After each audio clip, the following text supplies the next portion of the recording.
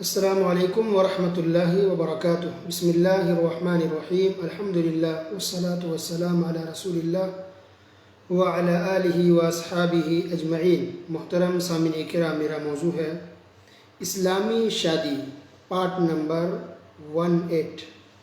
یہ لاسٹ اور آخری پارٹ ہے اس موضوع پر۔ اس پارٹ میں، اس آخری اور لاسٹ درس میں ہم یہ بات کریں گے کہ اب تک شروع سے لے کے جو بیان شروع ہوا اسلامی شادی کے اوپر، جتنی بھی باتیں بتائی گئی تھی اس کا ہم خلاصہ پیش کریں گے۔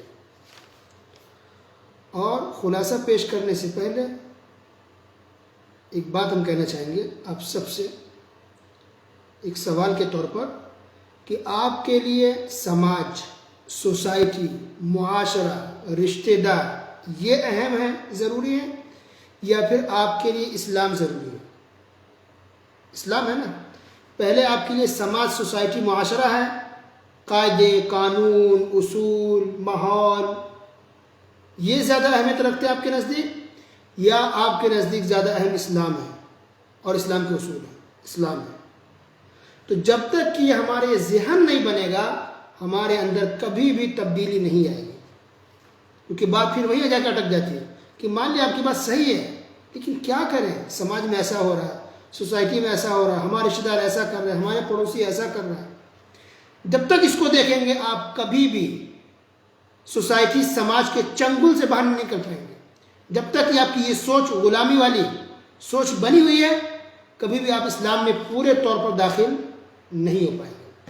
تو آپ کو جب تک بتایا گیا اسلامی شادی اس ٹاپک پر، اس کا خلاصہ اس طرح سے ہے کہ نکاح کے ارکان 3 ہیں۔ جو نکاح کرتے ہیں، جو شادی ہوتی ہے، اس میں کچھ چیزیں ارکان کی حیثیت رکھتے ہیں، کچھ فرائض واجبات ہیں، کچھ سنن اور مستحبات ہیں۔ تو ارکان نکاح کے 3 ہیں، بتایا گیا ہے، اور شروط نکاح کے 4 ہیں، یہ بھی بتایا گیا ہے۔ اس میں سے ایک یہ ہے کہ ولی کا ہونا، کوئی بھی لڑکی بغیر ولی کے نکاح نہیں کر سکتی۔ اگر کوئی کر لے تو کیا حکم ہے؟ اللہ کے رسول صلی اللہ علیہ وسلم نے ارشاد فرمایا، ایما امرأۃ نکحت بغیر اذن ولیہا فنکاحها باطل۔ کوئی بھی عورت یا کوئی بھی لڑکی ولی کی اجازت کے بغیر خود ہی نکاح کر لے، خود ہی شادی کر لے، تو اس کی شادی، اس کا نکاح نہیں مانا جائے گا، وہ نکاح باطل ہے، باطل ہے، ریجیکٹڈ ہے، مردود ہے۔ اللہ اکبر۔ تو اس سے پتہ چلا کہ جو لوگ کورٹ میرج کر لیتے ہیں، جو لڑکیاں بھاگ کر کے شادی کر لیتی ہیں، اس کی شادی نہیں مانی جائے گی۔ کورٹ میرج کی ویلیو اسلام میں نہیں ہے، وہ زنا مانا جائے گا۔ اگر وہ لوگ آپس میں رہتے ہیں ساتھ میں تو وہ زنا، بدکاری مانی جائے گی، وہ نکاح نہیں ہے۔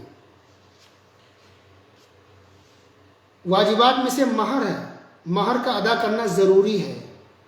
گاؤں دیہات میں یہ سوچ ہے خواتین کی کہ اگر شوہر ان کو مہر دیتے ہیں تو وہ ڈر جاتی ہے کہ لگتا ہے کہ اس کا شوہر ان کو چھوڑنے والا ہے، طلاق دینے والا ہے۔ یہ بات نہیں ہے۔ جیسے نکاح ہوا، یہ عورت کا حق ہے کہ اس کو مہر دے دیا جائے، یہ ضروری ہے، واجبات میں سے ہے۔ لیکن مہر کتنا ہونا چاہیے، اسلام نے اس کو فکس نہیں کیا ہے، کوئی متعین نہیں ہے، وہ انسان کی مرضی کے اوپر، انسان کی استطاعت اور طاقت کے اوپر ہے۔ چاہے تو 100 روپے دے سکتے ہیں، 1000 دے سکتے ہیں، 1 لاکھ بھی دے سکتے ہیں، 1 کروڑ بھی دے سکتے ہیں، 1 گرام سونا بھی شادی ہو سکتی ہے، 1 گرام، 1 تولہ، 50 تولہ، 100 تولہ، جس کی جو مرضی ہو، کوئی فکس اسلام نے نہیں کیا ہے۔ تو جب فکس نہیں کیا تو کچھ ملکوں کے اندر جو یہ ماحول ہے کہ نہیں کم سے کم 20 تولہ چاہیے، کم سے کم 30 تولہ ہونا چاہیے، یہ غلط ہے۔ جب اسلام نے فکس نہیں کیا تو اس چیز کو آپ بھی فکس نہیں کر سکتے ہیں۔ اور یہ بھی آپ کو بتایا گیا کچھ صحابیات میں سے ایسی تھی جنہوں نے شادی کی صرف جوتے کے بدلے، صرف جوتا ان کو دیا گیا مہر میں، اور کسی کو 10 گرام میں، کسی کو 1 گرام میں، کسی کی شادی ہوئی 5 درہم میں، ایسی بھی شادی ہوئی ہے۔ اور رسول اللہ صلی اللہ علیہ وسلم کے جو مہر تھا عام طور پر وہ تقریباً آج کے حساب سے 1500 ریال، یوئی کے حساب سے 1500 درہم مہر دیا گیا۔ فاطمہ رضی اللہ تعالیٰ عنہ کا بھی مہر یہی تھا، تقریباً 1500 درہم۔ انڈیا کے حساب سے دیکھیں تو تقریباً 30,000 روپے بنتے ہیں۔ 30,000 پاکستان کے حساب سے 30 سے 35,000، 40,000 پاکستانی، 40 سے 45,000 روپے بنتے ہیں۔ کن کا مہر؟ رسول اللہ صلی اللہ علیہ وسلم کا، فاطمہ رضی اللہ تعالیٰ عنہ کا۔ تو اس طرح سے تھا، کم زیادہ کچھ بھی ہو سکتا ہے، وہ دونوں کے اوپر ہے، لڑکا والے لڑکی والے اس پر راضی ہو جائیں جو استطاعت ہے۔ اچھا کچھ صحابہ کرام ایسے بھی تھے جنہوں نے پورا ایک باغ دے دیا تھا مہر میں، اس کی بھی دلیل اور ثبوت موجود ہے۔ تو اسلام میں کوئی فکس نہیں، جس کی مرضی ہو جتنا دینا چاہے، زیادہ دینا چاہے دے سکتا ہے، لیکن کسی کو مجبور نہیں کیا جائے، کسی کو پریشان نہیں کیا جائے، یا کسی کی شادی زیادہ مہر ہونے کی وجہ سے رکنی نہیں چاہیے۔ آسانی ہے اسلام کے اندر اور کوئی مہر فکس نہیں، لیکن یہ فکس ضرور ہے، مطلب یہ ضروری ہے کہ مہر ہونا چاہیے، لڑکی کو کچھ نہ کچھ دیا جائے، یہ ضروری ہے۔ بغیر مہر کے شادی نہیں ہوتی ہے، مہر ضروری ہے۔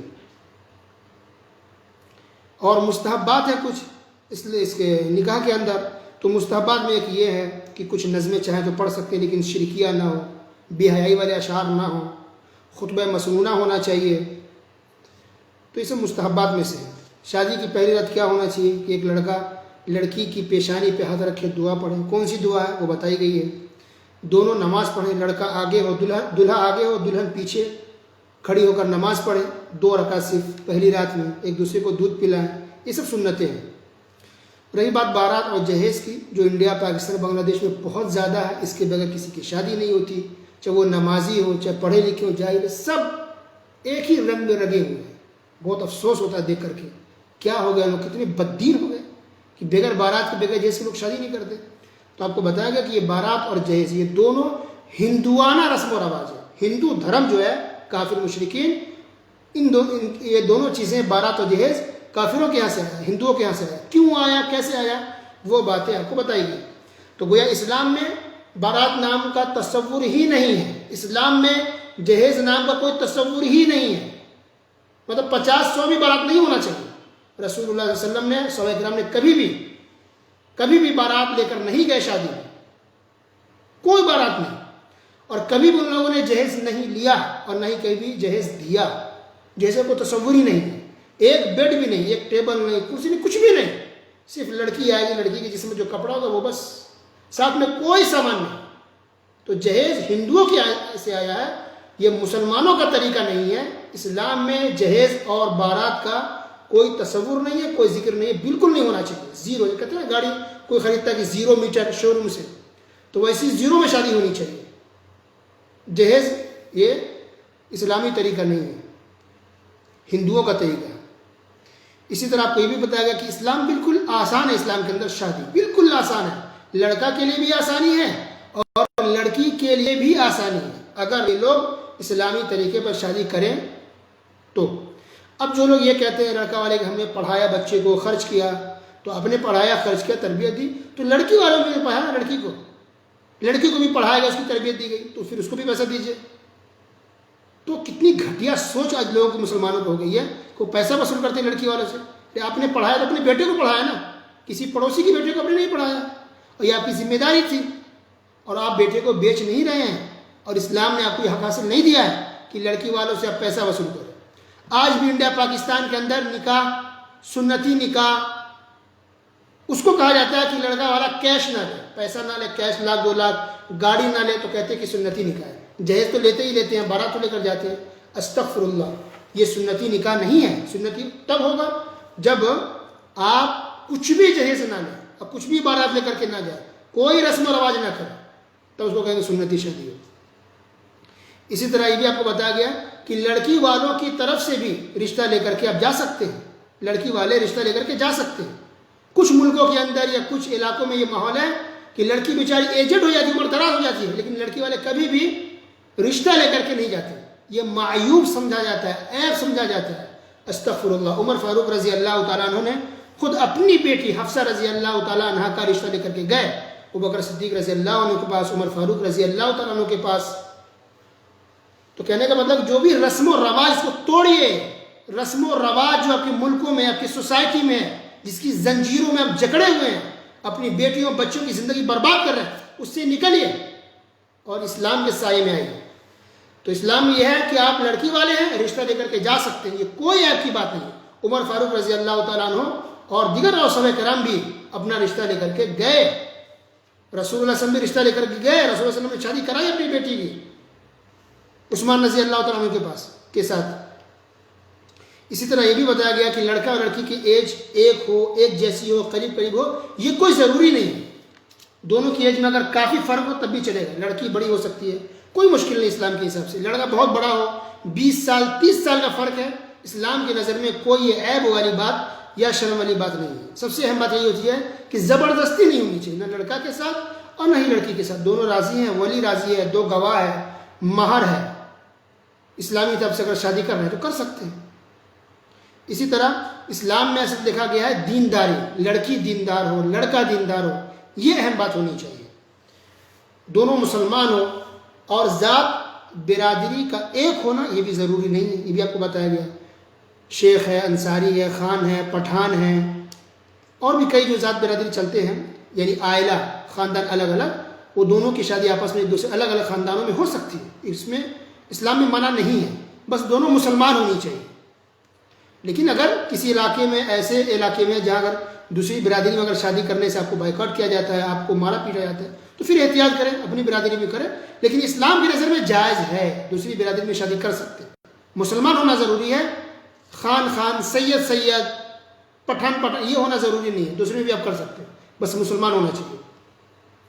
اسی طرح یہ بھی آپ کو بتایا گیا کہ لڑکا والے جو ڈیمانڈ رکھتے ہیں، کچھ علاقے ایسے بھی ہیں جس میں لڑکے والے یہ ڈیمانڈ رکھتے ہیں کہ لڑکی کو آپ لوگ کم سے کم 20 تولہ دینے پڑے گا۔ جیسے انڈیا کے اندر آندھرا ہے، آندھرا پردیش، یا کیرلا ہے، انڈیا کے اندر ایک کیرلا یہ ہے، تو وہاں سننے میں آیا کہ وہ لوگ لڑکا والے ڈیمانڈ کرتے ہیں کہ لڑکی کی طرف سے 15-20 تولہ آنا چاہیے، وہ لڑکی کا ہی رہے گا، لیکن پھر بھی ڈیمانڈ رکھتے ہیں کہ کم سے کم 20 تولہ آپ لوگ لڑکی کو دیجیے، کم سے کم 30 تولہ آپ لوگ اپنی بیٹی کو دیجیے، تبھی ہم لوگ شادی کریں گے۔ تو لڑکی والے باقاعدہ خرید کر کے دیتے ہیں، تب شادی ہوتی ہے۔ استغفر اللہ، انا للہ و انا الیہ راجعون، یہ بالکل غلط ہے، اسلام کے خلاف۔ اس کی مرضی، وہ بیٹی کو 1 تولہ دے، 5 تولہ دے، نہیں دے، اس کی مرضی۔ آپ یہ شرط کیوں رکھتے ہیں؟ کیوں اس کو مجبور کریں کہ 20 تولہ ہونا چاہیے؟ یہ اسلام کے خلاف ہے۔ آپ کسی پر کسی بھی طرح کی کوئی زبردستی نہیں کر سکتے، کوئی کسی پر دباؤ نہیں بنا سکتا۔ اللہ کے رسول صلی اللہ علیہ وسلم نے ارشاد فرمایا، ان اعظم النکاح برکۃ ایسرہ مؤونہ، کہ سب سے بابرکت، سب سے افضل بیسٹ نکاح وہ ہے جس میں کم سے کم خرچ ہو۔ کچھ لوگ زیادہ خرچ کر کے تکبر کرتے ہیں، گھمنڈ کرتے ہیں، فخر کرتے ہیں کہ ہم نے اتنا خرچ کیا، ہم نے اتنا جہیز دیا، ہم نے اتنا جہیز لیا، ہمیں شادی میں اتنا کچھ ملا۔ بالکل شرم والی بات ہے، یہ بے حیائی اور بے غیرت والی بات ہے کہ انسان غلط کام کرے اور سینہ چوڑا کر کے گھومے، انسان غلط کام کرے اور فخر سے اپنی تعریف کرتا پھرے۔ تو زیادہ خرچ کرنا شادی کے اندر یہ کوئی اچھا کام نہیں ہے۔ کچھ لوگ شادی کرنا ڈیکور کرتے ہیں، لائٹنگ کرتے ہیں، سجاتے ہیں، بہت زیادہ فضول خرچی کرتے ہیں۔ آپ کو بتایا گیا کہ لائٹنگ کرنا یہ اسلام میں نہیں ہے، یہ مجوسی ایک دھرم ہے، ہندو دھرم، کرسچن دھرم، اسے مجوسی ہے، یعنی آگ کے پجاری، وہ لوگ زیادہ لائٹ کو، روشنی کو، آگوں کو اہمیت دیتے ہیں، کیونکہ وہ آگ کو ہی پوجتے ہیں، آگ کو وہ لوگ خدا مانتے ہیں۔ استغفر اللہ، اس کو دیکھ کر کے ہندو کرنے لگے، اس کو دیکھ کے کرسچن یہ کینڈل لائے، اور پھر اس کو دیکھ کے مسلمانوں نے بھی اپنا لیا۔ ورنہ اسلام کے اندر کوئی بھی تہوار آپ دکھا دیں، کوئی بھی فیسٹیول دکھا دیں جس میں آگ کو یا روشنی کو اہمیت دی گئی ہو یا روشنی کو کوئی تہوار ہو، اسلام ایسا کچھ بھی نہیں ہے۔ ہاں روشنی لگائی ہے، ضرورت کہتے ہیں، لائٹ کی ضرورت لگائی ہے، لیکن ایک فنکشن کے طور پر، ایک سجانے کے طور پر، ایک ڈیکور کے طور پر لائٹنگ کو اہمیت دینا، لائٹنگ کرنا یہ صحیح نہیں ہے۔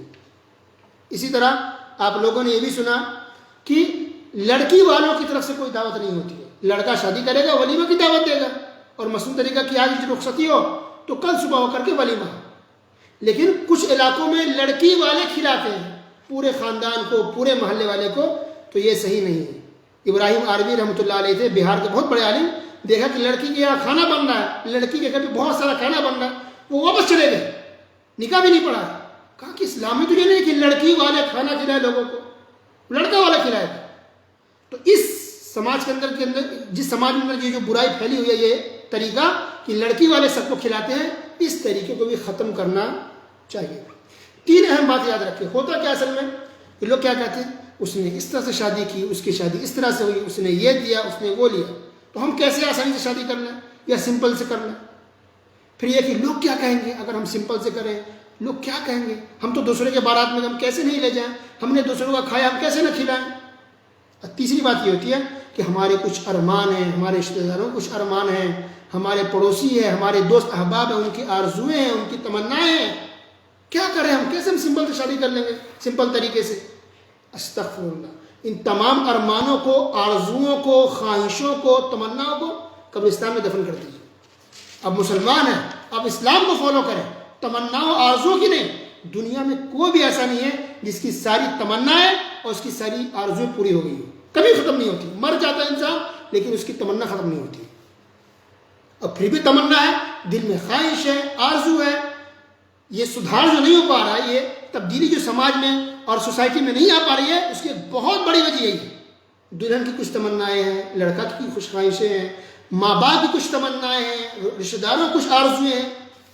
جتنی آرزویں ہیں نا، اس آرزو کو اس طرح سے دیکھیے. اللہ کے رسول صلی اللہ علیہ وسلم نے ارشاد فرمایا، لا یؤمن احدکم حتی یکون ہواہ تبعا لما جئت بہ، کہ تم میں سے کوئی اس وقت تک کامل مومن نہیں ہو سکتا جب تک کہ وہ اپنی خواہش کو، اپنی تمناؤں کو، اپنی آرزوؤں کو میری لائی ہوئی شریعت کے مطابق نہ کر دے.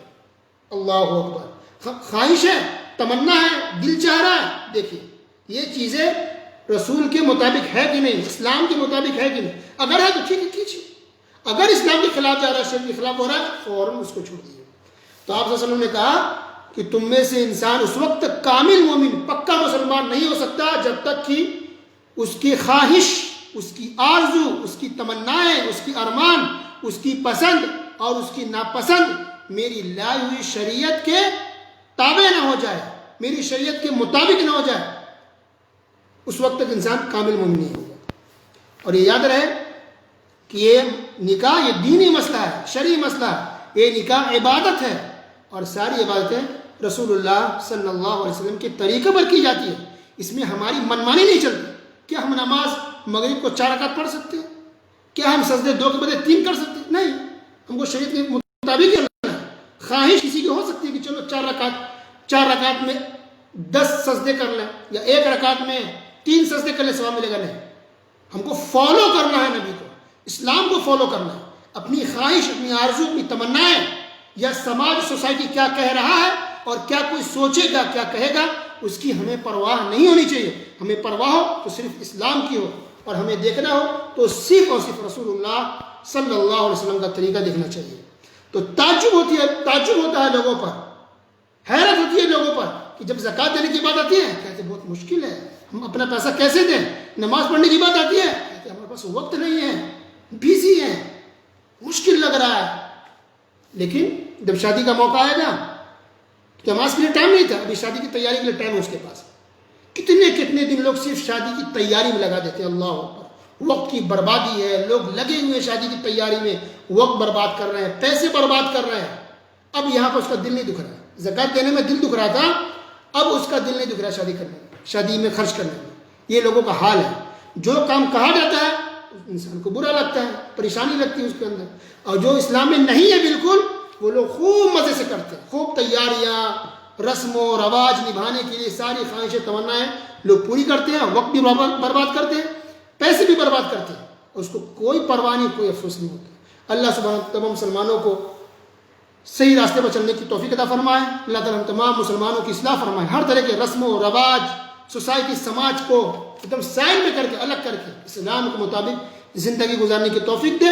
ہم جب بھی شادی کریں، ہمارے گھر والوں کی جس کی بھی شادی ہو، سنت طریقے پر ہو، بغیر رسم و رواج کے ہو، آسان طریقے سے ہو، سنت طریقے پر ہو، اور جو بھی غلط چیزیں ہیں اس کو چھوڑنے اور اس سے توبہ استغفار کرنے کی توفیق عطا فرمائے.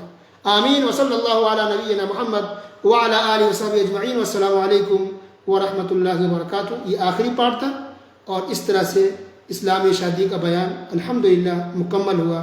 اللہ تعالی ہم سب کی اصلاح فرمائے. آمین. بارک اللہ فیکم.